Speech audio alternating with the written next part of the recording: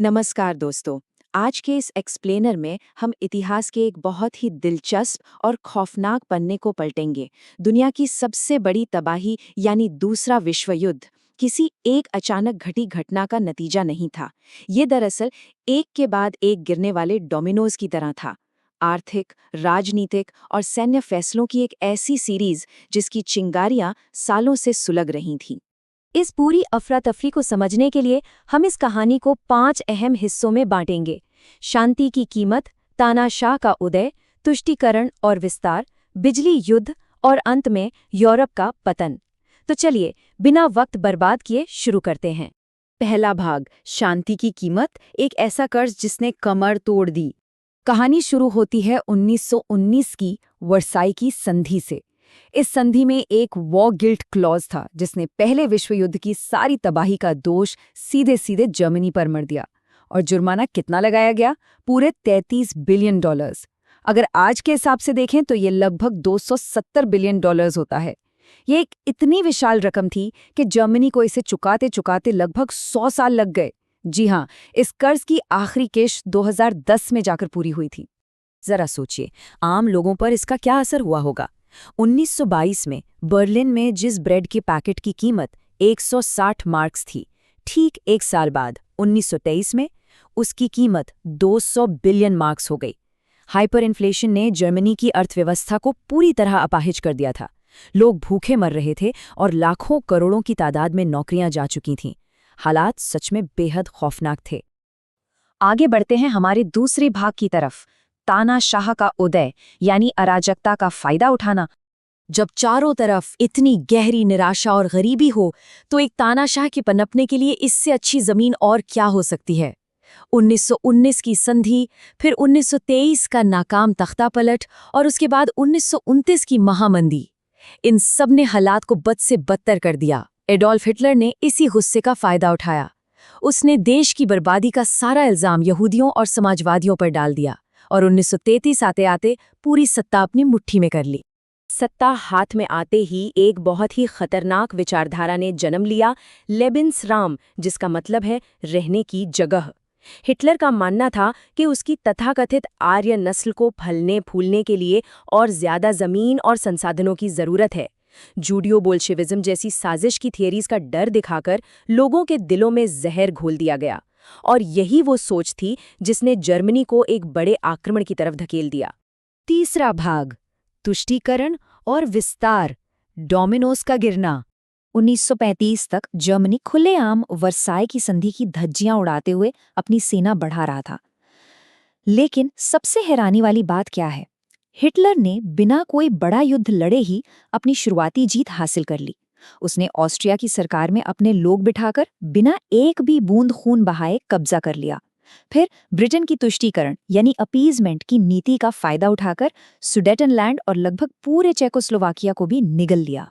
इसके बाद जब जर्मनी ने सोवियत संघ के साथ एक सीक्रेट डील करके पोलैंड पर धावा बोला तो पूरी दुनिया सन्न रह गई।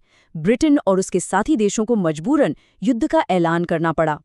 लेकिन सितंबर 1939 में शुरू हुए इस दौर को फोनी वॉर या झूठा युद्ध कहा गया। ऐसा इसलिए क्योंकि युद्ध का ऐलान तो हो गया था, लेकिन आश्चर्यजनक रूप से जमीन पर दुश्मन के खिलाफ कोई भी सैन्य कार्रवाई नहीं हो रही थी। सब शांत था। अब आता है हमारा चौथा भाग, बिजली युद्ध, रफ्तार, स्टिल्थ और विज्ञान का खौफनाक कॉम्बिनेशन। एक तरफ मित्र राष्ट्रों की सेना बस इंतजार कर रही थी और दूसरी तरफ पोलैंड की पुरानी घुड़सवार सेना को जर्मन फौज ने एक हफ्ते से भी कम वक्त में पूरी तरह कुचल दिया। इस नई रणनीति को ब्लिट्जक्रेग या बिजली युद्ध कहा गया। तरीका एकदम साफ था। जमीन पर तेज रफ्तार टैंक अचानक हमला करेंगे, आसमान से जर्मन एयरफोर्स लुफ्टवाफे बम बरसाएगी और दुश्मन के संभलने से पहले ही खेल खत्म। ये रणनीति यूरोप के लिए एक बुरे सपने जैसी थी। लेकिन इस खौफनाक रफ्तार के पीछे एक ऐसा राज था जो सच में किसी भी के रोंगटे खड़े कर दे। जर्मन सैनिकों की इस लगातार बिना रुके चलने वाली मशीन जैसी ताकत का असली ईंधन उनका जोश नहीं, बल्कि पर्विटन नाम की एक दवा थी, जिसे आज हम क्रिस्टल मेथ कहते हैं।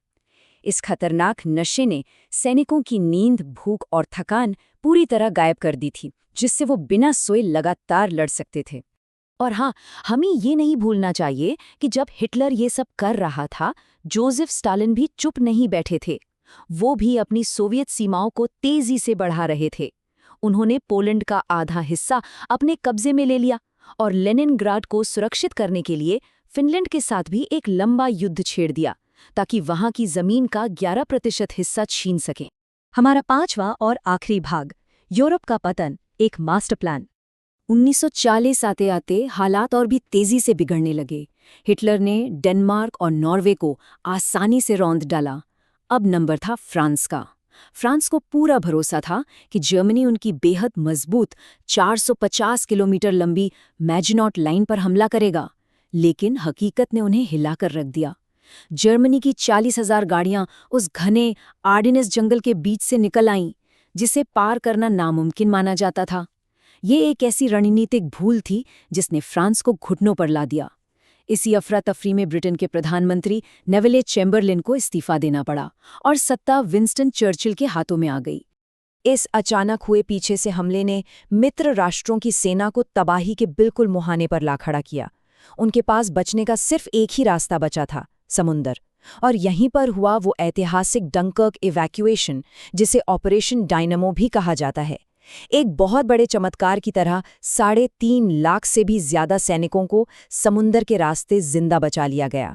हालांकि इस दौरान कई हजार सैनिक पीछे भी छूट गए थे। इस बड़े चमत्कार के बावजूद हालात पूरी तरह हाथ से निकल चुके थे।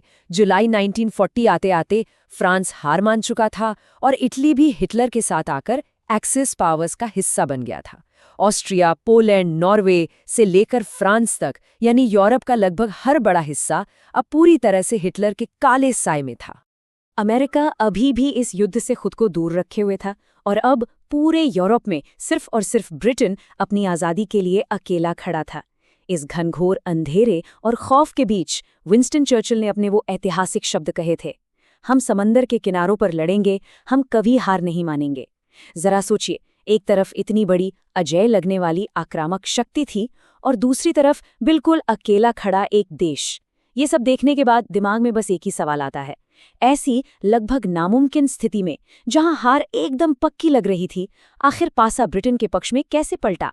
इस अंधेरी सुरंग के आखिर में जीत की वो रोशनी आखिर कैसे और कब नजर आई?